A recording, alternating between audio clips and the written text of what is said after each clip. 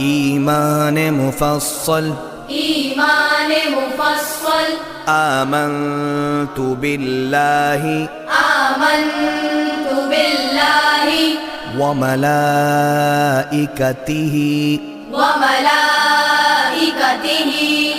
وكتبه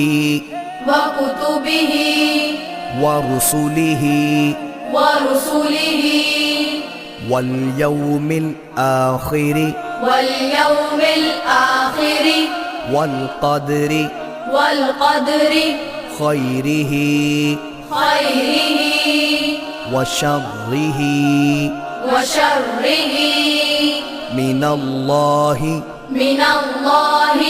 تعالى والبعث بعد الموت